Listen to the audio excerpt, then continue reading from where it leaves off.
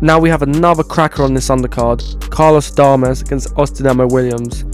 Carlos Adames, we know he is the seasoned veteran, the WBC middleweight champion of the world, who's tough in game as they come, against a young, hungry Austin Emma Williams attempting his first shot at the world title.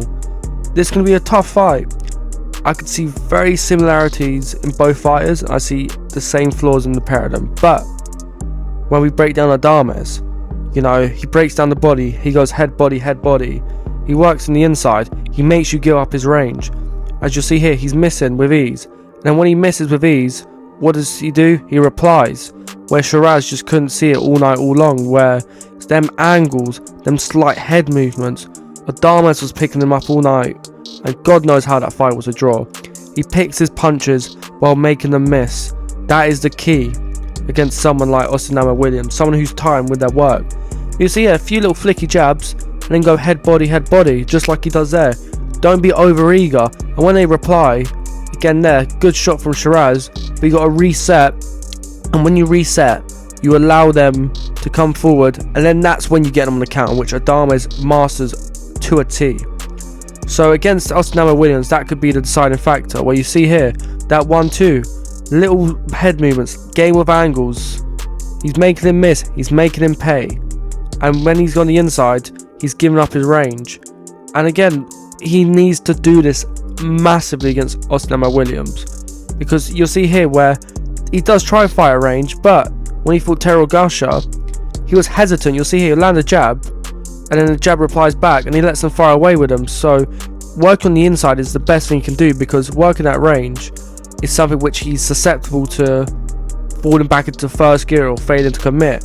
Where you'll see here against on the inside in the last round against Gusher, he's going toe to toe, because that's his game, where when he's fighting at a range, fighting at his reach, he's sort of confusing himself at the same time, where he needs to work on the inside like this, turn your foot, pivot, then land the shots. Simple as that.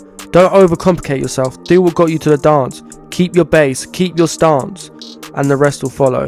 But Gusher here, as you saw at the end, landed a few good shots, so move your head, simple as that. Where against Derevyanchenko, this was a tough fight, very tough fight, but we saw shades of him at southpaw, where he can switch stance from orthodox to southpaw. Them uppercuts, short, snappy, but a bit wide. But you'll see here these defensive movements where he makes you miss. On the back foot, he's very solid. And then here, this check hook, slips the jab, sends him flying. So defensively, he's good. But when he gets complacent on the ropes, he gets caught with very, very silly shots, where he's happy to, sit on the ropes, take a few and give a few back. But stick to the game plan, because that could cost you at the end of the night. But overall, offensively, he's pretty solid. But defensively, he has bits and bobs, as he's shown in the Shiraz fight, which, he utilised, and just there where he slips that left hand. But sometimes he can switch off and get hit with silly shots, where you need to be alert, especially with someone like Austin Emma Williams, where against Volnoy, he had moments, but at the same time, he was pretty much in one gear the whole fight, where you'll see here in the first round where he feints with a jab and lands that left down the body. That's pretty much what he did for the 12 rounds, but he mixed up with the odd hook, the odd uppercut, and tried to vary it, but it was more in 2-3 punch combos. He didn't really have a high output where it was a bit of a stinker, and for someone with a tight guard to get easily caught with a jab like that sums it up, where in the 6th round he caught him, had him going, but he's rushing his work, where you see here when he's just horrendous at cutting angles. As good as the shots and as well as picking the shots here, trying to cut the ring off, he's not the greatest at, with no disrespect to him.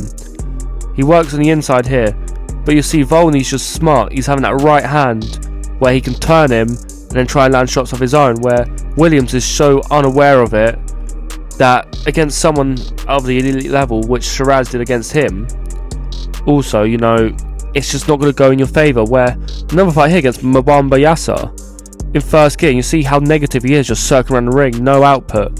He'll land a good shot here, lands his shot, but what does he do? Don't go, go forward and try and, get the job done or find an opening. He steps back and he's giving up his ground, slowly giving up his ground, stepping back, and he's just playing possum, which is the worst thing you could do, because you're losing your authority, and he's slowly gaining it back in the ring. And then what does he do? goes back to circling around the ring, being negative. That is not going to win you the fight against someone like Carlos Adames. You've got to be on him like a rash from the first bell. Like this. Put him in the corner. Fire away. Swing away. Head body. Hit his arms and chest for all I care. But it was great here. The way he opens. The way he feints with that southpaw jab. He has a tight guard. Makes him drop that lead hand when he's trying to, find that range. And then boom. When he drops that lead left hand, he can fire away with that left hand over the pipe. Where with Shiraz, he did that perfectly, but he rushed his work. Landed a great shot early, but then rushed it, didn't capitalize on it. Lands the same shot, but Shiraz sees through it, and then rocks him with a right down the pipe, where timing is the key, as you'll see here. Same thing. Timing is just something that you need to do against someone like Austin Williams. Time your punches. That's what Shiraz did perfectly. Again, lands that punch of his own, then utilize it. But as good as his timing is, Shiraz's timing was just a different level that night, and eventually got him out of there in the second half of the fight. But against Carlos Adames, simple as this: up the gears. Don't stand and wait for openings, because Adames just ain't gonna do that. I can promise you that. Up the volume, up the work rate is key. Up them gears. Don't stay in first gear the whole fight. And when you do hurt him, and you up that volume, don't rush into it, because you'll smother your work like you did against Shiraz in the second round. And counter punching is the key. Adames, his left hooks are very, very wide. So if you counter punch them, roll under, land a shot of your own, that could be night-night. Now with Adames, timing them lazy jabs, because as good as Ammo Williams is, his jabs can be a bit lazy, where he's susceptible to easy right hands down the pipe. Push him on the back foot. Make sure you cut the ring while you do that, so there's no trap where he can escape. And of course, uppercuts from the inside, because as tight as he is, sometimes he leaves himself open on the insides, and when he leaves himself open on the inside, that's another chin exposed potentially.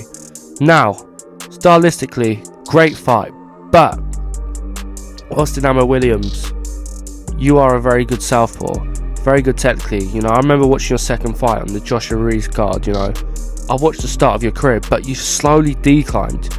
The fighter you was in your first 5-6 fights. I know you're against low level regional fighters, but you just haven't really come onto something where I thought you would. And I do believe this world title shot shouldn't be as close as the odds suggest. I do believe Adames will smoke your boots, with all due respect. I think Adames is too seasoned. He's fought at a high level, technically better, much better on the inside. And personally, I don't know how Adames is 1-4. I'd make him 1-40. So for that reason, I do believe Adames will stop him inside the distance. I believe, if I'm honest, Ammo Williams, he might win a round or two, but I do believe Adames will come on strong. He'll get the job done, slowly break him down, and I do believe it will be a very, very... it's not going to be close, and I don't want to say it's competitive, but let's just say it'll be a valiant effort from Ammo Williams, because I don't think this fight will be close in the slightest. But that is what I'm going to be betting, and that is my prediction for the fight. Hope you enjoyed. Please like, subscribe, and as always, this ain't financial advice. This can be what I'll be betting based off my research. Have a great day, boys.